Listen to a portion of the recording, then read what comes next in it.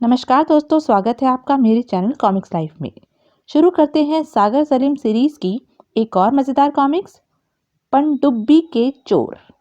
पनडुब्बी के चोर सागर सलीम सीरीज।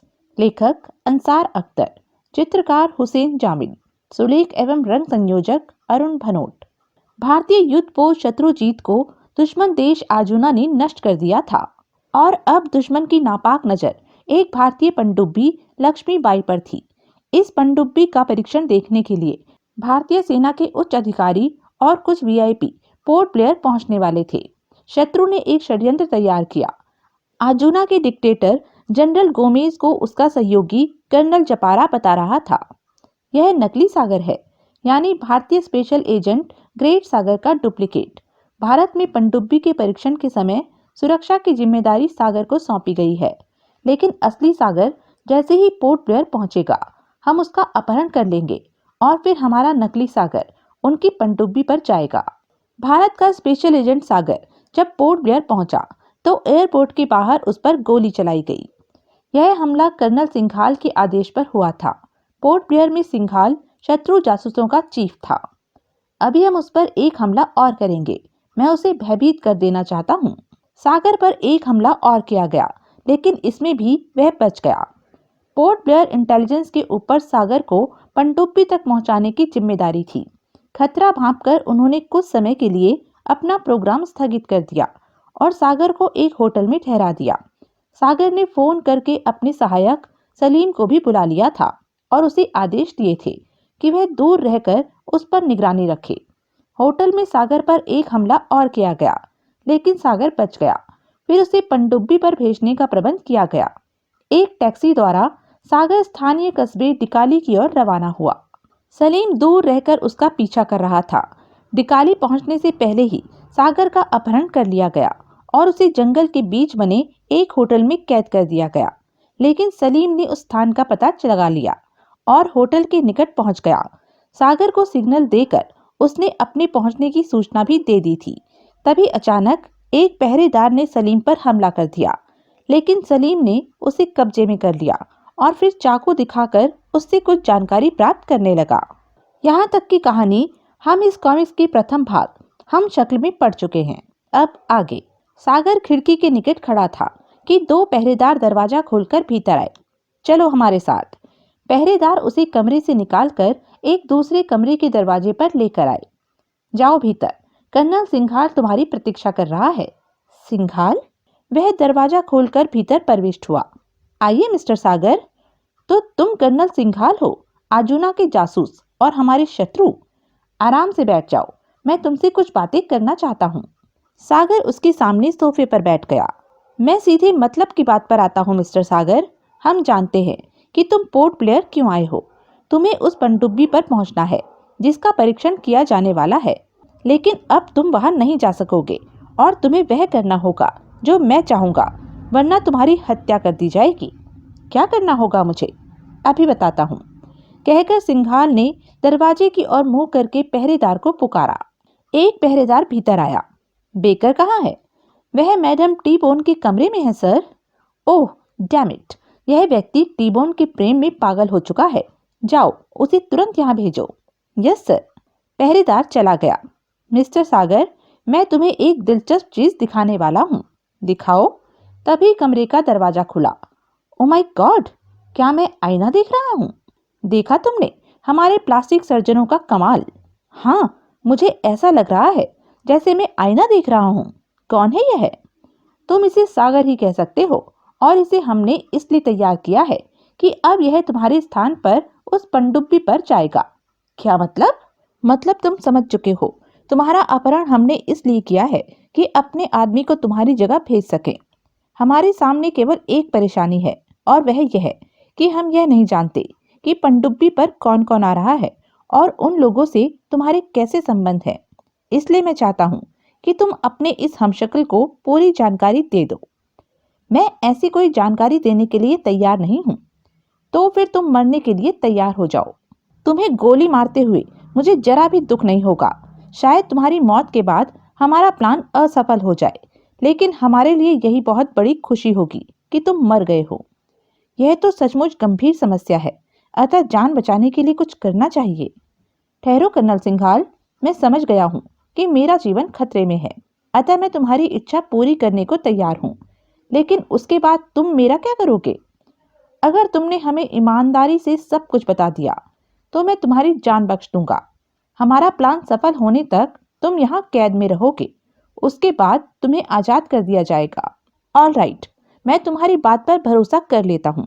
बोलो, क्या जानना चाहते हो? मैं सिर्फ इतना जानना चाहता हूँ कि तुम बेकर को पनडुब्बी पर आने वाले लोगों के बारे में बता दो और इसे समझा दो कि वहां अपने आप को सागर साबित करने के लिए इसे किस तरह का व्यवहार करना होगा। कहकर सिंघाल बाहर जाने के लिए दरवाजे की ओर घूमा। मैं अपने कमरे में जा रहा हूँ, तुम दोनों एकांत में बातें करो। और हाँ, बाहर 2 पहरेदार मौजूद हैं और यह पूरी इमारत मेरे आदमियों से घिरी हुई है। इसलिए मिस्टर सागर, तुम बेकर को मूर्ख बनाकर भागने की कोशिश न करना। मैं कुछ नहीं करूंगा क्योंकि मैं बाजी हार चुका हूँ। सिंघाल के जाने के बाद इस वक्त केवल यही मेरी मदद कर सकता है। अगर मैं इसे भयभीत करने में सफल हो गया तो काम बन जाएगा। यस मिस्टर सागर, शुरू हो जाइए। मैं तुम्हें सब कुछ बता दूंगा बेकर। मेरी बात का विश्वास करो कि तुम पनडुब्बी पर जाकर स्वयं को सागर सिद्ध नहीं कर सकोगे। क्यों? इसलिए कि पनडुब्बी पर एक ऐसा कंप्यूटर लगा हुआ है जिसमें मेरे शरीर का पूरा रिकॉर्ड मौजूद है, मेरा ब्लड ग्रुप, उंगलियों के निशान वगैरह। जब तुम्हें उस कंप्यूटर के सामने से गुजारा जाएगा तो तुम पकड़ लिए जाओगे। लेकिन कर्नल सिंघाल ने तो मुझे ऐसे किसी कंप्यूटर के बारे में नहीं बताया। इसलिए नहीं बताया कि तुम कहीं भयभीत होकर पनडुब्बी पर जाने से इनकार न कर दो। सिंघाल तुम्हारे जीवन से खेल रहा है। जीवन बहुत कीमती चीज होती है बेकर। और फिर तुम तो टी-बोन से प्रेम करते हो, और अगर तुम एक बार पनडुब्बी पर चले गए तो टी-बोन से फिर कभी नहीं मिल सकोगे। तुम टी-बोन को कैसे जानते हो? मैंने कर्नल सिंघाल को पहरेदार से कहते हुए सुना था कि तुम टी-बोन के दीवाने हो। खैर, तो मैं कह रहा था कि अगर तुम मरना चाहते हो तो पनडुब्बी पर। नहीं, मैं मरना नहीं चाहता, लेकिन मैं पनडुब्बी पर जाने से इनकार भी तो नहीं कर सकता। सिंघाल मुझे मार डालेगा। सिंघाल से मैं तुम्हें बचा सकता हूँ। मुझे तुमसे हमदर्दी हो गई है बेकर। अगर तुम मेरी मदद करने के लिए तैयार हो जाओ तो मैं वायदा करता हूँ कि तुम्हें न सिर्फ सिंघाल से बचाऊंगा, बल्कि तुम्हें और तुम्हारी प्रेमिका टी-बोन को भारत की नागरिकता दिलाऊंगा। भारत में तुम दोनों आजादी के साथ जीवन बिता सकोगे, लेकिन इसके लिए तुम्हें मेरे साथ यहाँ से फरार होना पड़ेगा। ठीक है, मैं तुम्हारा साथ देने के लिए तैयार हूँ। वेरी गुड, अब तुम जल्दी से अपने कपड़े उतारकर मुझे दे दो और मेरे कपड़े तुम पहन लो। प्लीज कोई सवाल न करना। कुछ ही क्षण में दोनों ने कपड़े बदल लिए। अब सबसे पहले पहरेदारों से निपटना होगा। यहाँ कुल कितने पहरेदार हैं? दरवाजे के बाहर 2 हैं और इमारत के बाहर 3। सिंघाल ऊपरी मंजिल के अपने कमरे में होगा, उसके साथी भी वहीं हैं। टी-बोन नीचे अपने कमरे में है, मैं उसे भी साथ लेकर चलूंगा। तो पहले हमें बाहर वाले पहरेदारों के हथियारों पर कब्जा करना होगा। मैं उन्हें भीतर बुलाता हूँ। उधर सलीम भी धीरे धीरे होटल की इमारत की तरफ बढ़ रहा था।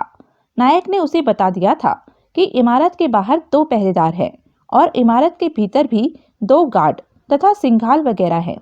सावधानीवश उसने नायक के कपड़े उतारकर पहन लिए थे और नायक को बांधकर डालाया था।